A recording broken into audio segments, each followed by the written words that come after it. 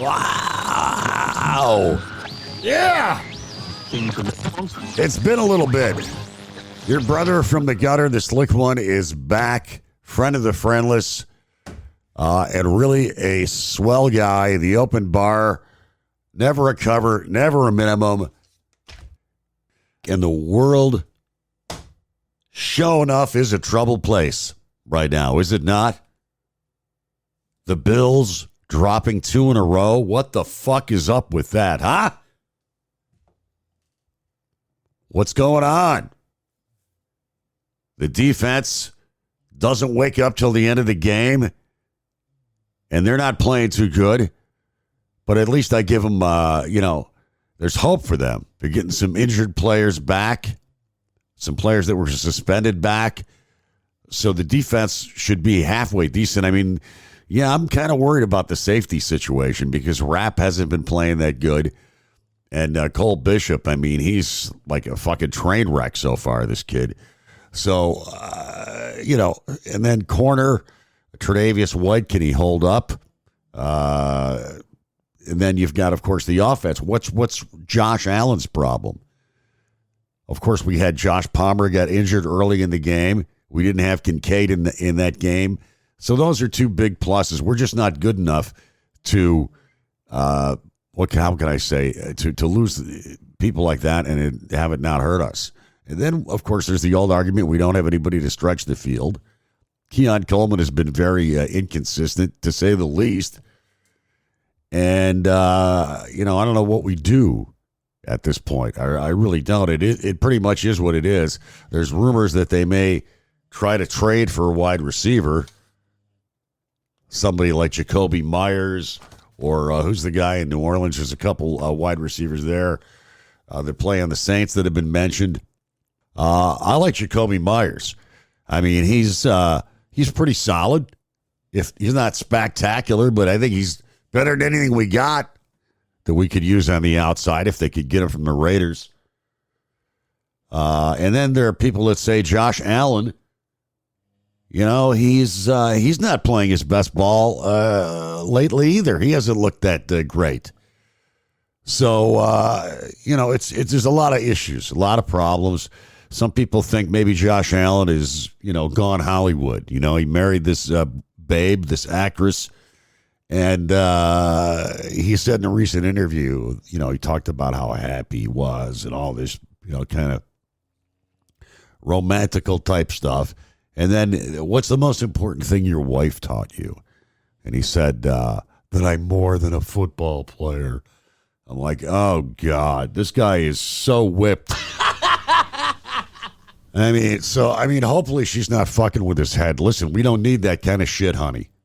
We've been waiting a long time for a shot at the dance here. Don't fuck it up for us. What the hell's going on out here? Yeah, so hopefully we get it together in time for the Carolina Panthers, who are 3-3, and we've got them at home. And who knows? We could lose to them. I mean, I don't even want to think about it, but the Panthers could come in here and beat us. I mean, they're playing some decent football lately. Their quarterback there, who's been a train wreck that they drafted a couple of years ago, Bryce Young, I think is his name. It looks like he's finally putting it together there. Plus they're putting some talent around the kid. So in any event, I'll just continue to take the gummies and hope. Let's just hope that things turn around. Speaking of turning around, how about the Sabres, huh?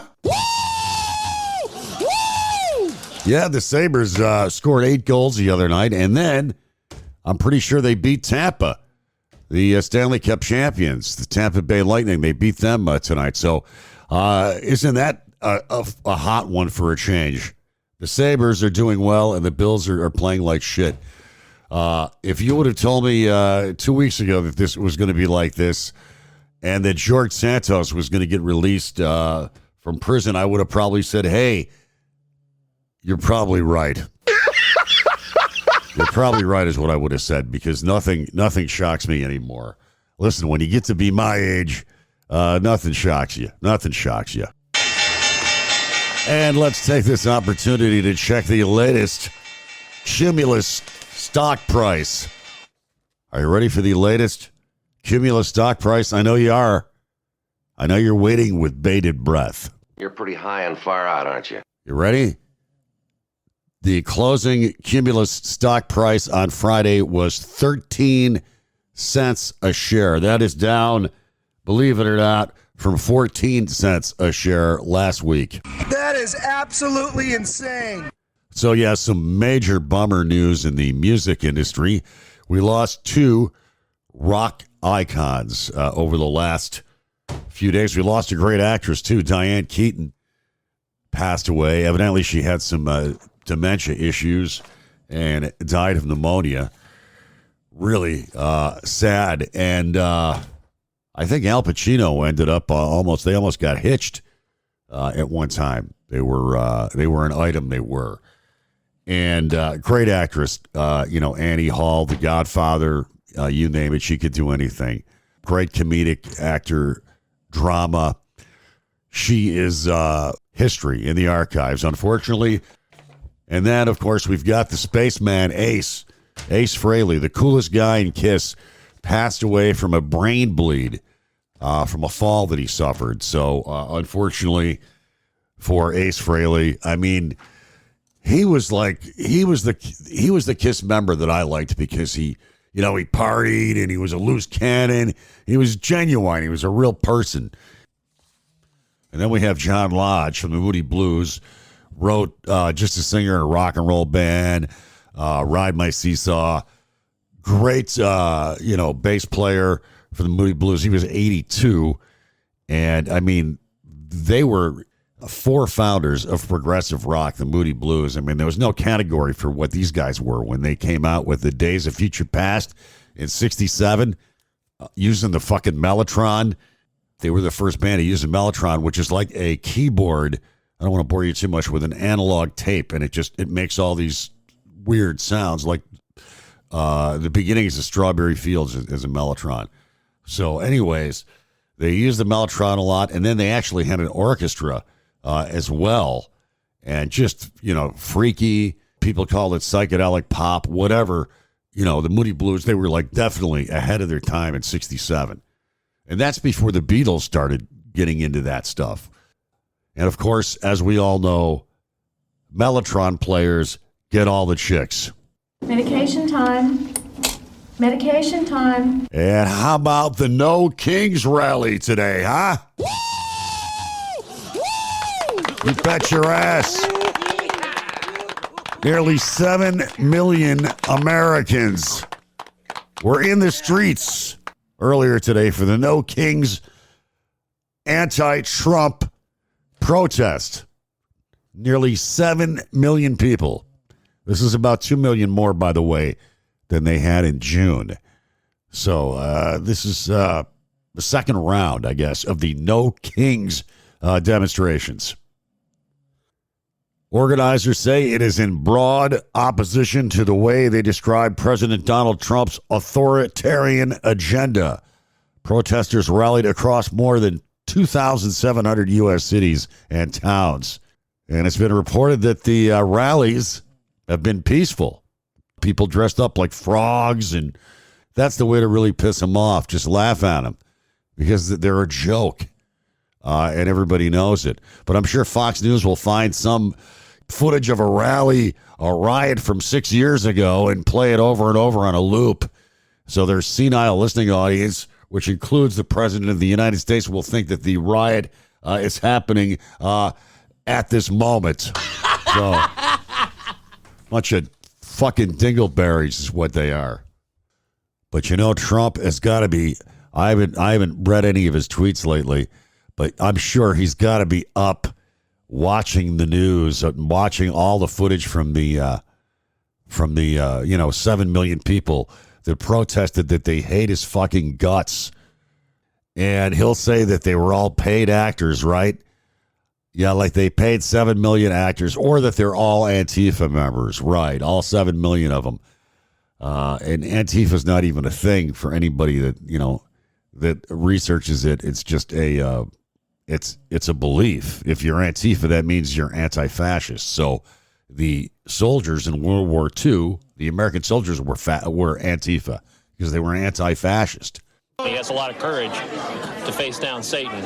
Yeah, and how about Marjorie Taylor Greene? I almost fell off my chair when I heard that she is actually siding with the Democrats on the, government shutdown. She says that, look at these, you got to do something about these tax subsidies that are going to expire. Evidently, her kids are going to go up. Her kids' insurance is going to double or triple. They're saying some people's insurance could even quadruple. And the Republicans are saying, look, it's not an emergency. The new policies don't start till January. Trust us. We'll work with you. Trust us. Yeah. That is absolutely insane. And the Titanic had a small leak. Like, these are the same people that voted to destroy the Obamacare 70 fucking times, right? So now they got a chance to destroy it finally. They got a chance to let the tax subsidies expire. So that way the rates go up through the ceiling. And if they were trying to kill it and they had a better plan in place, I wouldn't be upset at all. But they don't. They don't have a fucking plan. Their plan is fuck them. Let's just fuck them over. And they're shoving it up everybody's ass, including many of their own constituents. So, all these people that have hitched their wagon to Trump, listen, 10 years, nobody is going to remember, or nobody's going to admit, I should say, that they voted for this fucking clown. He's destroying the fucking country, is what he's doing. And it's going to be a big fucking asshole brand on the Republican Party that they've gone along with this shit. That they got no balls to stand up to this guy and say, hey, wait a minute, this shit ain't right. There's been a couple, but not many. Not enough, that's for sure. And let's talk about the whole Epstein thing. That's another reason they don't want to get Congress back. And they don't want to swear in. Mike Johnson does not want to swear in the woman who is the new Congresswoman taking over for her father. So her father was Raul Ruvalva. She's been certified. She won the election, but they have not sworn her in yet. And Johnson's making up all these excuses. And the reason he's doing that is because they need one more vote, just one more vote in Congress to force the release of the Epstein files. And I know somebody that definitely does not want the Epstein files released. He's the hope of America. But no, it's a shame what they're doing at the CDC. All these scientists they're firing, all the disease specialists. They just laid off a shitload of more people. One person that used to run it said that it's been gutted, that it's no longer in existence, pretty much. I'll read you what it says. The bloodshed for the Centers of Disease and Control was especially brutal. As you know, they made cuts from everywhere. But the CDC, wow. Firings ran across more than a dozen CDC divisions and centers, wiping out entire offices and teams that investigate disease outbreaks, manage infectious disease responses, collect data, publish scientific reports, and communicate with global partners and Congress. So yeah, who needs these people? Fucking morons. Former director of the CDC's National Center for Immunization and Respiratory Diseases said the CDC is over. It was killed. Now, this guy's the former director of the CDC's Immunization and Respiratory Disease Department. He resigned recently in protest, and he described Kennedy as his unscientific takeover of the CDC. He says this administration only knows how to break things. They have made America at risk for outbreaks and attacks by nefarious players. People should be scared.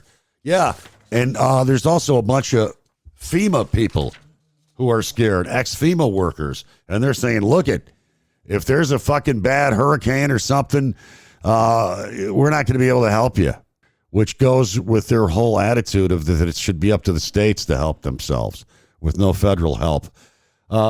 Meanwhile, he's giving tax cuts to his fucking millionaire buddies, right? This is what's so underlying what's so appalling about all these federal employees they're laid off now because of the shutdown and they're not getting paid. But then how about all these poor bastards that they cut with Elon Musk, asshead that he is, and now this other jerk off who's the budget director. He was one of the writers of Project 2025. Oh yeah, that's a thing. Remember when Trump was running? Oh, I never heard of Project 2025. What is that? I never heard of that. Yeah, I never even read it. I don't know nothing about it. But he's got a shitload of these people in his administration, including his budget director, who is one of these Christian nationalist fucking lunatics. And this is the guy that Trump is calling the Grim Reaper, and he's going to just let him keep cutting the shit out of these important agencies. They call them Democratic agencies. And I don't know if you saw the debate with AOC the other night. It wasn't really a debate. It was a town hall, Bernie and AOC. And she's like, yeah, keeping people healthy, if you want to say that's a Democratic thing that you want to cut, okay, we'll cop to that. We want to keep people healthy. You know, like, how fucking stupid are you? You know, like, it's woke to fucking have fucking scientists now? Is this how fucking dumb we've become as a country? Yeah, who needs them smart alecky scientists and their fancy vaccines? I leave you with this little shred of information, and then we'll get off the politics. More than 170. This is a new report from a government watchdog, ProPublica, has found that more than 170 U.S. citizens have been held by immigration agents. They've been kicked, dragged, and detained, some of them for 2 or 3 days. And those are just the ones that we know about. So tell yourself as you tuck yourself into bed tonight that that could never happen to us in America.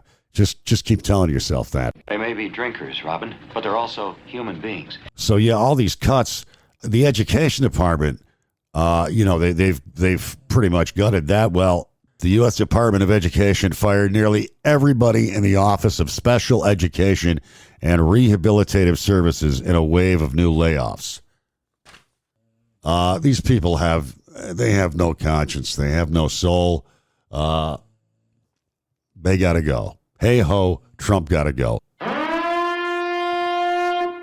That's it. That's going to can it for the slick one. I hope you stuck around this long. If you have, God bless you. This portion of the show is brought to you by Shady Times Nursing Home, located on Transit Road in Depew, New York. Remember, the good times are the shadiest times at Shady Times Rest Home. You're a little pervert. Just remain calm, circle the wagons, go Bills, and for shit's sakes, whatever you do, lay off the damn Tylenol.